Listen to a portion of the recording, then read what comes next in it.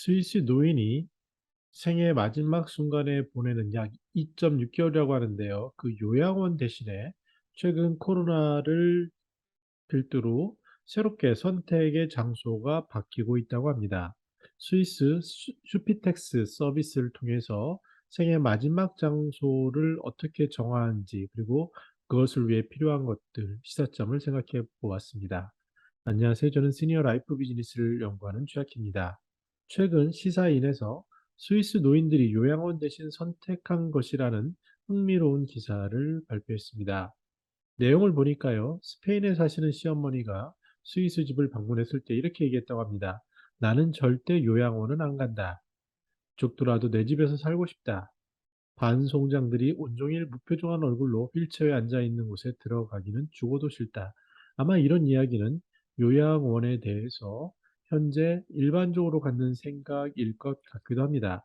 현재 실제로 요양원을 제대로 아시는 분들은 굉장히 아주 많지는 않겠지만 굉장히 마음에 드는 특히 시니어들을 배려하는 곳들도 많은 것은 사실입니다.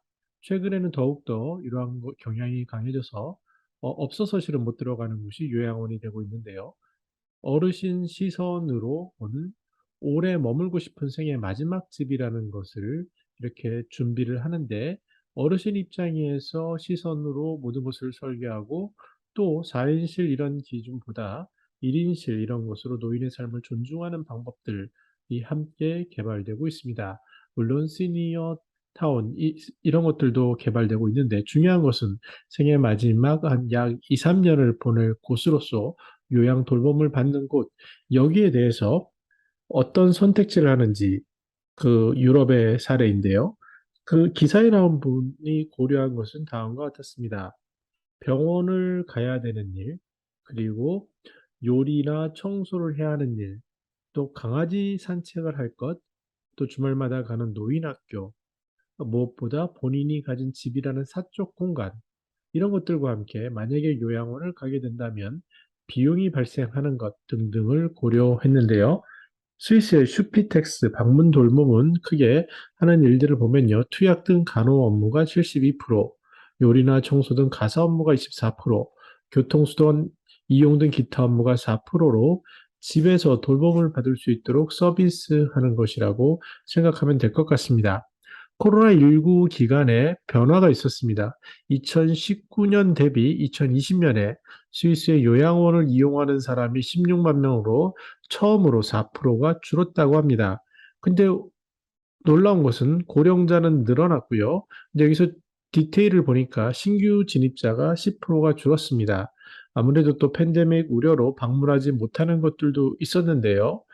이 안에서 요양원 이용자 중에 3만 5천 명이 이제 자연스럽게 어, 사망하심으로써 즉 가시는 분들은 전년 대비 코로나 등으로 10%가 는 반면 신규 진입자가 10% 줄어드니까 전체적으로 요양원 이용자가 줄어드는 그런 일이 생겼습니다. 슈피텍스, 즉 방문 돌봄을 보면요. 비용 구조가 건강보험에서 39%, 정부 지원이 약 42%, 그래서 본인이 이용하는 부담은 약 19%로 월 평균 81만 원 정도가 소요된다고 합니다.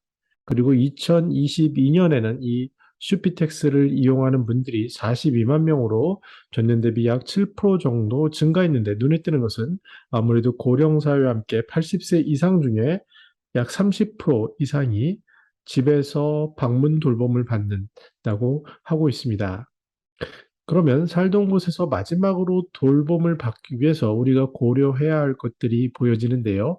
기사 내용을 바탕으로 보면 앞에서 말씀드린 병원을 가야 하는 것, 요리 청소, 강아지와 같은 것을 돌보는 것, 노인 학교, 사적 공간 비용 부담, 이것들이 핵심 생각일 것 같습니다. 병원을 가는 것은 최근에 병원 동행 서비스가 등장하고 있습니다. 아무래도 비즈니스 관점에서는 큰 돈이 되지 않겠지만 그 돌봄을 받는 입장에서는 너무나도 중요한 경험들이 되고 있습니다. 무엇보다도 맞벌이라든지 아니면 1인 가구 이런 것들로 인해서 병원을 동행해야 되는데 이것을 지원해 줄 수 있는 그런 선한 사회적 기업 이런 것들이 등장하고 있습니다. 그리고 두 번째로는요. 식사에 대한 부분도 중요하죠. 건강할 때 가사노동 부분은 여전히 여성분들이 독박 이런 서비스 노동을 하는 경우를 많이 봅니다.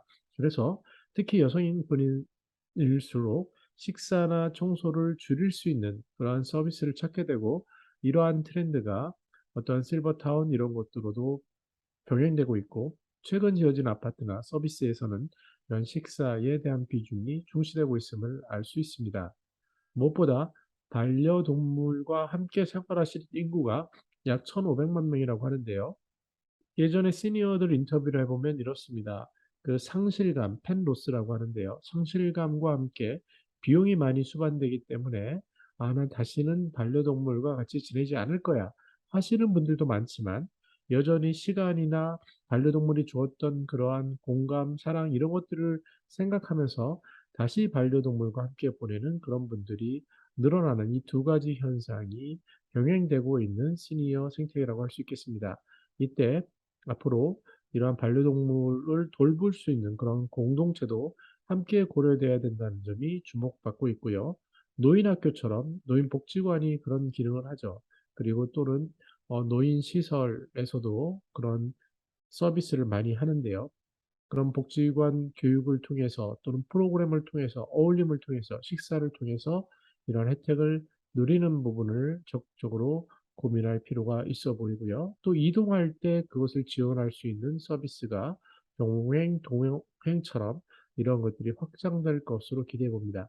근데 제가 주목하는 부분은 두 가지인데요. 방문 돌봄을 선호하는, 즉 살던 곳에서 마지막 2, 3년을 보내고 싶은 욕구가 큰 것의 가장 큰 것은 사적 공간이라는, 즉 나의 시간과 공간을 온전히 오롯이 당신이 지배하고 싶다라는 생각일 것 같고요. 물론 비용은 상당히 많이 듭니다. 근데 여기에 대해서도 이 댓글을 보니까요, 시니어들이 나의 결정으로 과한 의료는, 꼭 필요한 의료는 받아야 하지만 과하고 불필요한 것들은 받지 않겠다. 그리고 나의 재산 같은 것을 가지고 또는 앞으로 분쟁의 씨앗이 되는 것을 막겠다. 이러한 자기 결정권, 웰다잉에 대한 관심이 높아진다라고 할 수 있습니다. 무엇보다도 건강하게 사시는 분들을 보면요, 그분들은 당신의 시간과 공간을 지배하고 자신의 결정을 존중하는 그러한 노력들을 계획하고 준비하고 살아가는 모습을 볼 수 있습니다. 물론 현실적으로 모든 분들이 나이 들어서 병들었을 때, 특히 그 현금 흐름 부분에서 어려워졌을 때 이런 것을 받을 수 있는 현실은 되지 못하고 있습니다. 이러한 것들이 외국 선진국에서도 필요한 욕구로 나타나고 있는데, 우리나라도 최근 커뮤니티 케어라든지 여러 요양이나 케어 서비스에서 더욱더 발전하면서, 특히 무엇보다 시니어 관점에서 생각함으로써 이러한 우리들이 원하는 서비스들이 늘어나고 있음에 주목할 필요가 있어 보입니다. 저는 더 나은 시니어 삶 공동체를 연구합니다. 감사합니다.